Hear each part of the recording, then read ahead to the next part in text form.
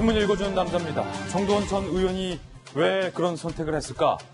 정두원 전 의원은 어떤 우울증을 앓고 있었던 것일까? 많은 사람들이 정 전 의원의 죽음을 안타까워하면서도 궁금해하고 있는 대목입니다. 오늘 신문들에서는 어떻게 보도하고 있을까요?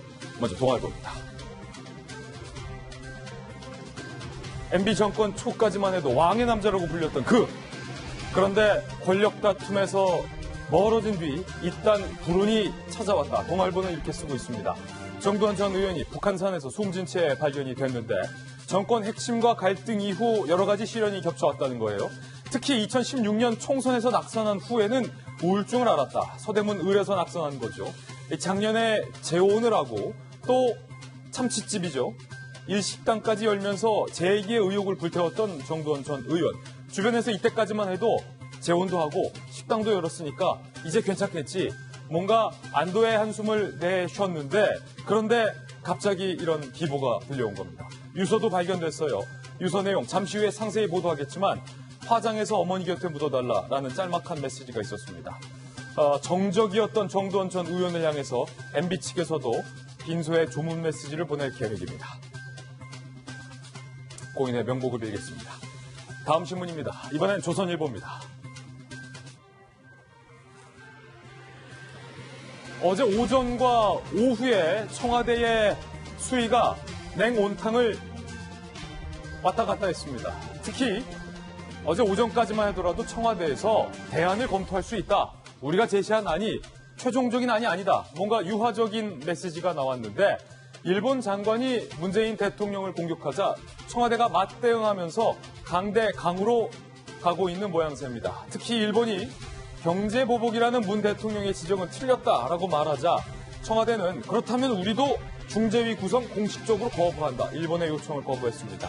일본은 국제사법재판소 카드를 꺼낼 것으로 보이고 있습니다. 여권 일각에서는요. 야 그러지 말고 강대강으로 갈 게 아니라 일단은 특사라도 보내자. 특사 필요성을 언급했습니다. 하지만 정부는 그럴 상황이 아니다라는 입장을 밝혔습니다. 그럼에도 불구하고 일본 통인 이낙연 총리를 일본에 보내야 한다라는 이야기가 물밑에서 나오고 있는 것 같습니다.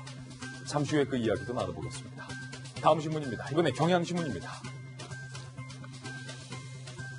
복직한 MBC 계약직 아나운서들이 직장 내 괴롭힘 막아달라라면서 노동청에 1호 진정서를 제출했습니다. 직장 내 갑질 방지법의 첫 사례가 되겠군요. 이 아나운서들의 주장에 따르면 복직해서 본인 사무실로 갈 줄 알았는데 회의실로 출근시켜서 업무도 안 줬다는 겁니다. 그러면서 정치적인 시선을 거두어 주기를 호소했습니다. 복직한 MBC 계약직 아나운서들의 사연 잠시 후 오늘의 하풀에서 다뤄보겠습니다.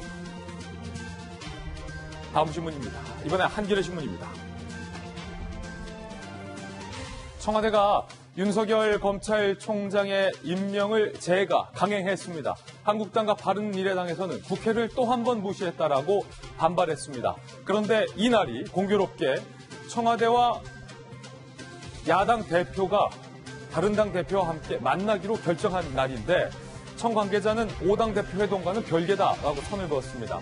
청문 보고서 없이 임명한 인사가 벌써 16번째. 황 대표는 걱정 많이 된다라고 밝혔고 오신환 원내대표는 역대 최악의 불통 대통령이라고 비판했습니다.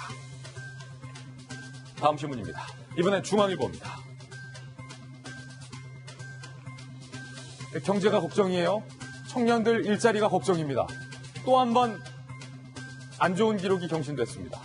미취업 청년이 154만 명인 것으로 조사됐습니다. 그러니까 일자리가 없는 청년만 무려 154만 명.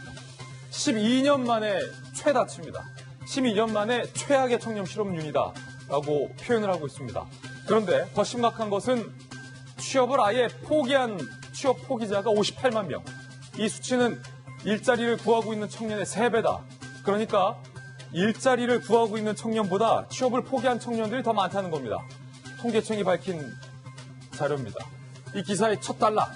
자포자기형 미취업 청년들이 늘어나고 있다. 첫 일자리를 잡는 데까지의 기간도 더 길어졌다.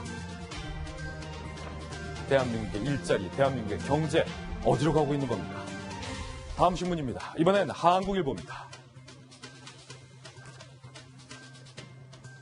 DB그룹의 전 회장 김준기 전 회장을 처벌해달라는 청원이 올라왔는데 피해자 가족이 올린 글입니다. 김준기 전 회장이 이렇게 이야기를 했다고 주장하고 있습니다. 유부녀는 성폭행을 원하지 않느냐. 망발하는 김준기를 처벌해달라라는 청원입니다. 성폭행 피소 뒤 미국으로 도주한 김준기 전 회장. 피해자 가족이 국민청원을 올렸습니다.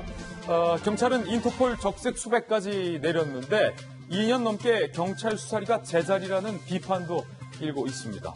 잠시 후 피해자 가족이 올린 청원 글의 내용과 정말로 김준기 전 회장이 이런 발언을 한 것인지, 이 발언 말고 또 어떤 발언들과 행동들이 있었던 것인지 취재수첩 Y에서 주목해 보겠습니다. 지금까지 신문 읽어주는 남자였습니다.